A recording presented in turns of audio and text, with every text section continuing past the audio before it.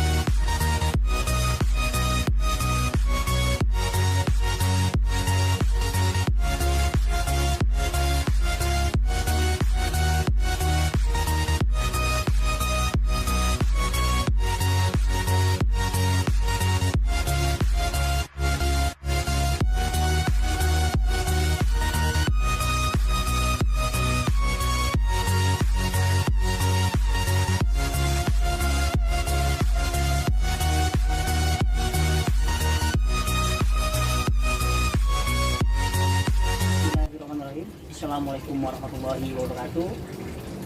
Hari ini kita ngobrol santai nih. Tadi sudah dilihat videonya.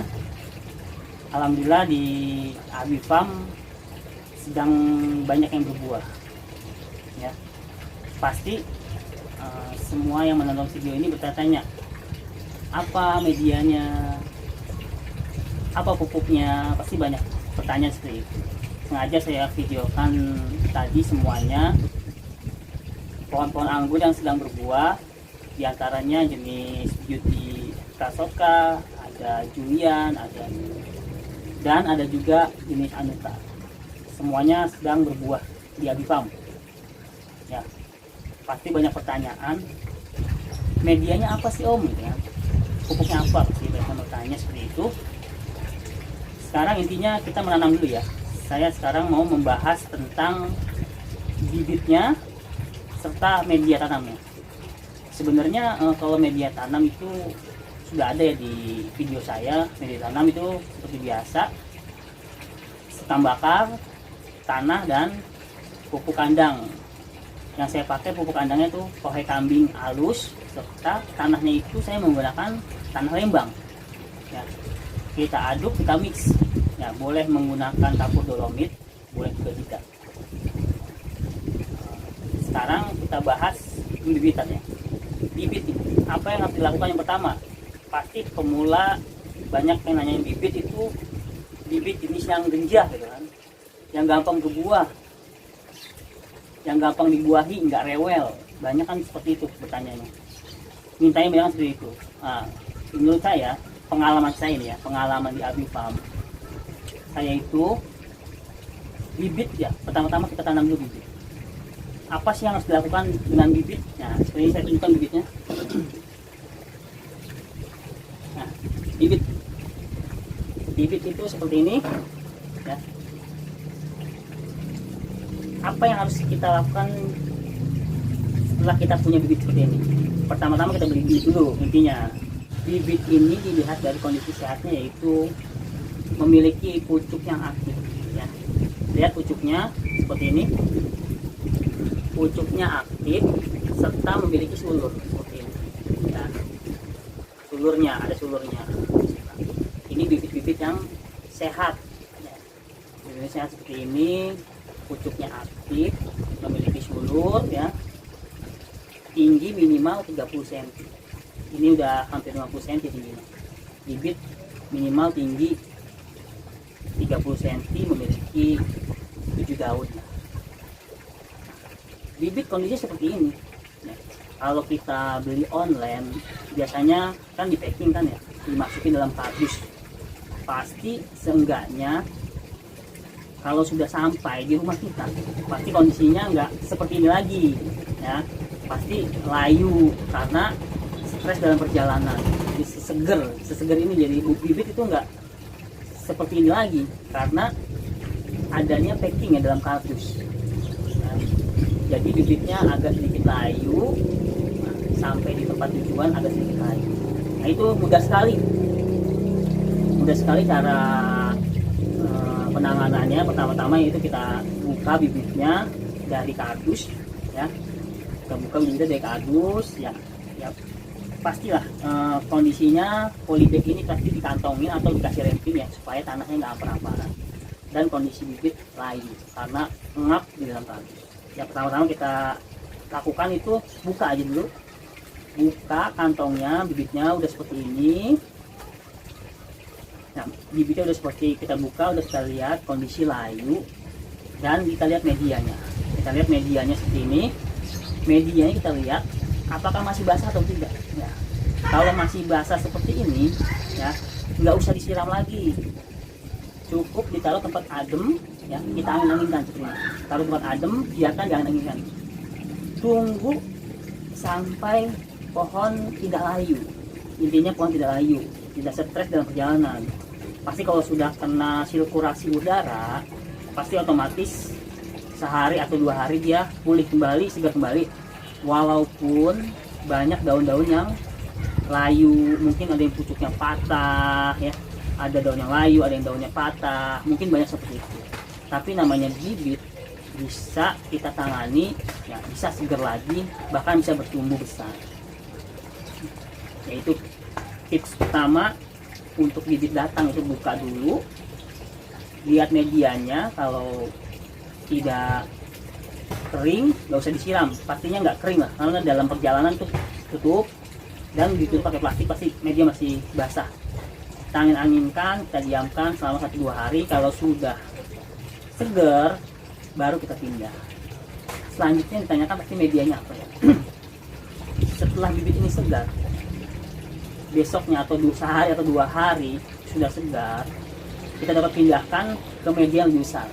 Karena kalau dibiarkan di media sekecil ini, pertumbuhannya kurang maksimal ya, karena kondisi medianya sedikit dan perakarannya juga tidak berkembang. Dan juga kalau kita siram terus ya, kurang ya, saking sayangnya, berarti saking sayangnya sama tanaman, pohon kecil ini sering disiram, bahkan sehari 2 kali disiram. Nah, itu yang menyebabkan pohon itu mati karena busuk akar, karena basah. Ingat, intinya kita lihat pohon sekecil ini fotosintesisnya juga belum terlalu banyak karena daun masih sedikit, batang masih terlalu kecil ya. Jadinya siram secukupnya. Kalau media masih basah nggak usah disiram, akan menyebabkan busuk akar kalau sedang disiram, bahkan pohon bisa mati. Karena kita pindahkan ke media yang besar. Kita pemindahan ke dalam pot ya, ke dalam pot itu kita pindahkan di sore hari ya.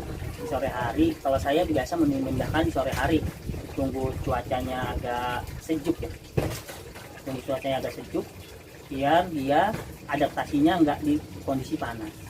Kita pindahkan aja langsung dan kita rambatkan ya.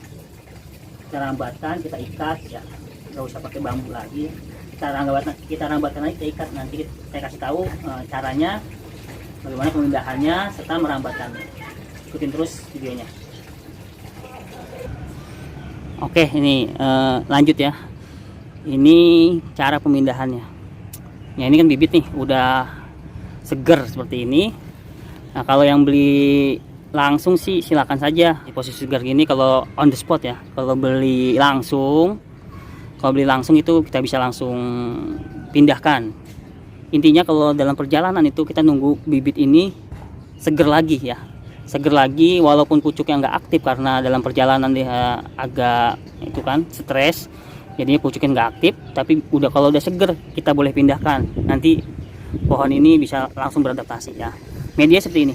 Nah, kita siapkan pot. Intinya kita siapkan pot ya, lebih besar lebih bagus. Ini pot ukuran 50 ya. Saya beri tatakan bawahnya seperti ini. Nah ini, nah medianya ya biasa nih. Medianya saya menggunakan tanah Lembang ya, terus kotoran kambing, pupuk kandang. Saya menggunakan pupuk kambing murni yang udah difermentasi, udah halus, udah lama ya. Saya campurkan serta tanah, saya menggunakan tanah Lembang. Tanah Lembang, saya menggunakan tanah Lembang. Nah, tanah Lembang seperti ini nih, warnanya coklat seperti ini ya. Gampang dihaluskan gitu, nggak keras. Tanah Lembang, menggunakan tanah Lembang ya, sekam bakar, tanah Lembang, dan kohe kambing halus. Kalau kohe kambing halus yang udah lama, yang udah difermentasi, itu bisa langsung dipakai. Kita mix antara sekam bakar, terusnya tanah dan kotoran kambing yang udah fermentasi, itu bisa langsung kita gunakan ya. Kita langsung gunakan, kita tanam seperti ini. Kita siapkan potnya. Nah, yang bibitnya seperti ini. Nah, kita taruh seperti ini. Bibitnya ya, polybag ini tinggal disobek aja, tinggal disobek polybagnya. Nanti kita tinggal uruk ya, biasa. Tinggal taruh, tinggal uruk ya.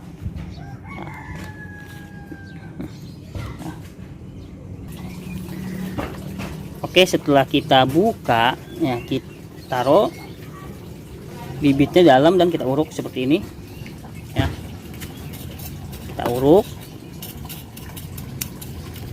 Setelah kita uruk seperti ini, nah ini dirambatin aja nih. Saya menggunakan tali nilon nih ya, tali nilon bangunan. Saya menggunakan ini, kita rambatkan ke atas ya, seperti ini.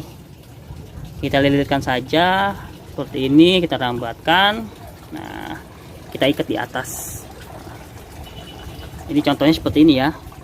Jadi bibit dibiarkan pertumbuhannya seperti ini dari bibit tadi. Setelah buka polybag, kita tanam dalam pot, dirawat aja dulu seperti ini, dibesarkan ya, minimal sebesar pensil. Kalau banyak yang ngomong itu sebesar pensil ya. Kita rambatkan seperti ini ya, kita rawat. Nah, untuk penyiraman diatur penyiramannya ya.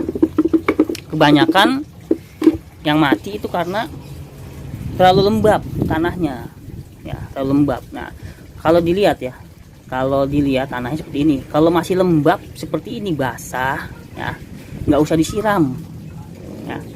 Tunggu posisi, walaupun nih seperti ini kan, atasnya udah kering nih kan, ini atas kering nih, ini atasnya kering tapi dalamnya basah lah, lihat tuh. Kalau pohon masih kecil, bibit itu jangan sering-sering disiram ya, jangan sering-sering disiram. Bisa sampai 2-3 hari ini kita bertahan nih bibit ini, walaupun cuacanya panas ya, karena dia belum banyak membutuhkan air untuk fotosintesis karena daunnya masih sedikit. Jadi kita jaga medianya, kita lihat medianya jangan terlalu lembab. Seperti ini tadi pagi saya siram nih, saya kontrol medianya itu sekitar bisa 3 hari nih baru saya siram lagi ya. Seperti ini. Nah, pertumbuhannya seperti ini aja dulu, dipanjangkan, dirambatkan sampai sebesar pensil. Nah, kita lihat kondisi pot yang udah sebesar pensil ya, yang saya masih rambatkan. Nah, ini seperti ini contohnya yang sudah sebesar pensil yang saya masih rambatkan dari awal tuh. Ini dari awal saya rambatkan, memanjang, saya biarkan ya. Sekarang sudah sebesar pensil. Ini usianya udah 3 bulan. Panjangnya sekitar 4 meter lebih malah ya. Saya biarkan saya ini, saya rambatkan tuh. Pucuknya di sini tuh, pucuknya tuh ya, sulurnya panjang-panjang dan pohonnya subur. Nah, bahkan saya tanpa pemberian pupuk pembuahan ya, masih ini menggunakan pupuk NPK ya untuk pertumbuhan. Saya menggunakan pupuk NPK. Ini sudah di tunas airnya sudah mengeluarkan bunga, sudah belajar berbuah dia ya, seperti ini. Tunas airnya sudah bawa bunga, bahkan saya ini hanya dibiarkan memanjang ya, hanya dibiarkan memanjang seperti ini. Dan ingat, satu lagi ini yang sangat penting adalah pengontrolan tali. Nah, ini kan tali pengikatnya nih. Nah, hati-hati nih, harus dikontrol, dia bisa nyekek seperti ini. Nah, ini kecekek, harus kita potong talinya nih. Tuh, udah kecekek kan.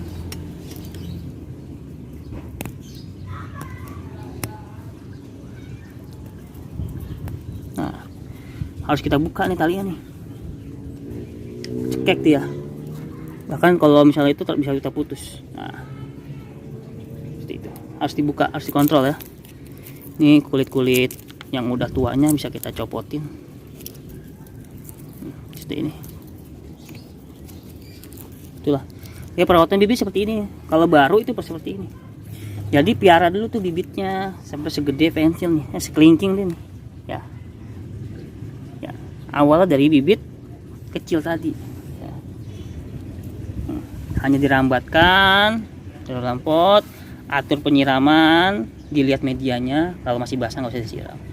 Itulah penanganan bibit dari awal kita beli ya, serta penanganannya. Dan untuk pupuk, nah untuk pupuk kita menggunakan, saya hanya menggunakan pupuk NPK 16 1